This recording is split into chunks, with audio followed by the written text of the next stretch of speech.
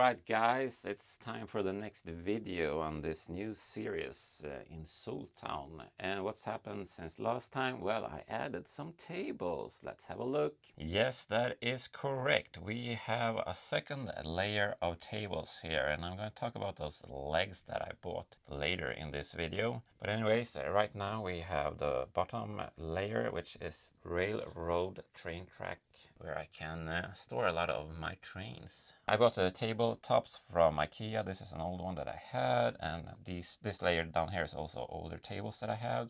So now I bought that one, and I bought that white one. Now the table legs are these that are also from IKEA, and they're a bit slim, metallic. They're called Enhet. Look them up. You get 2 in a pack. Am I plugging something? Oh, I'm plugging something. This is my coloring book that I made. Sol, that's me. If you buy books in Sweden, you can buy this book and color it. What I like to do is just to put out a bunch of base plates before I start building, is to get a feel of the size of everything. So I know that, okay, this is one base plate big, so it's easier to plan, especially now that I am going to work a lot of adding vintage retro Lego sets. And the ships are just kind of placeholders, and my son has also been here and been a bit creative with some foliage, making it pretty. As some of you with keen eyes might have noticed, we have these bike leg boxes back here in the corner. And this is the collaboration with IKEA and Lego, where they made these boxes. So this will be the base for a small little mountainside. So let's start putting the stuff in here, which happens to be set 6552 Rocky River Retreat from 1993. I got this when I was 12 years old, so this is from my childhood collection. It comes with this nice van thing and a boat on this trailer. No spoilers, please. A friend of mine said that this looks like something from a Coen Brothers movie. And, I mean, that's pretty cool.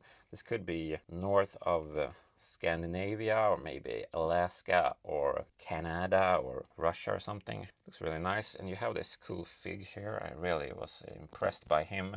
Back in the day, it was still a bit uncommon with minifigs that had something else than a smiley face. He looked so rugged and cool with his unshaved shin, and also came with this lady who was just like the Paradisa standard female figure.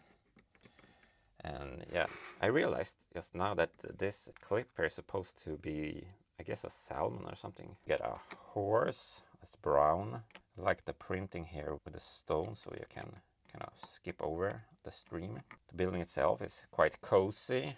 You have a well over here. Well. We turn it around.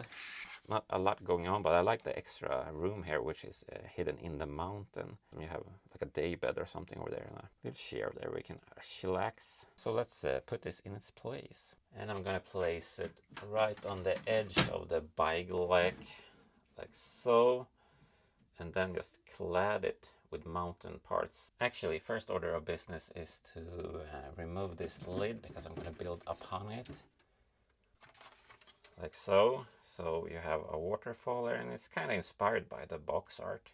So I think that looks nice, and I'm going with the just regular blue at the moment. I might like pimp that out with the trans blue parts or something in the future. And on this side here, I will also change that to this build here. Same principle.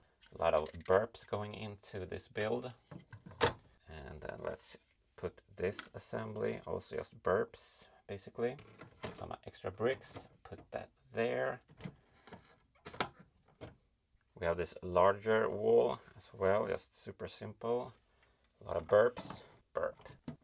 Goes in like so, super smooth. And then on the sides we will have that rock piece and this rock piece. The waterfall is a blue wall basically.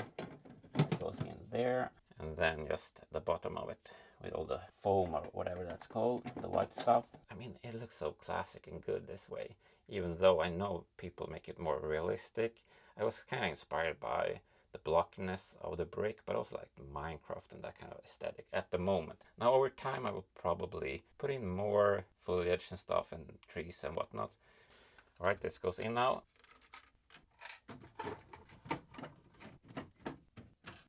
It just works, man. It just works. I mean, look at that. How good isn't that? Check it out. Instant landscape, basically. It's super simple to build this if you just have enough burp pieces. And also paying like homage to the original design, just extending the scene. And because we have this ladder over here, just put in an extra ladder here, and then maybe it will be some sort of a road up there later. We'll see. For each update that I make, I want to have at least 2 sets. Like one main set and then a vehicle or something, something smaller. So this time around it will be this car that's from set 6672, Safari off-road vehicle from 1990. So it's 3 years older than the main set. I think this kind of works with this because well, it's a bit off-roady, and it has this suspension system, which is kind of fun. So you can wiggle it around. It has a pickaxe and a shovel on the back, and it comes with this cool Safari cowboy minifig. Also the same cowboy hat that the lady have in the other set. It comes with this classic monkey, which is the best monkey Lego ever made. And also the camera person. Camera person is supposed to be on the back here filming, while the other person is driving. Oops. I feel like this is a pretty good start for the city. Start with a small little house in the outskirts, and then civilization can spread out like the disease it is all over this area. In the next video I will probably add the airport, just because it takes up a lot of space and I want to have it in the back. I think it's pretty smart to work on everything that's in the back before I start working on other things, because it's super annoying when you have to reach over stuff. And with that said, make sure to stay out of the nonsense, stay awesome, and please subscribe.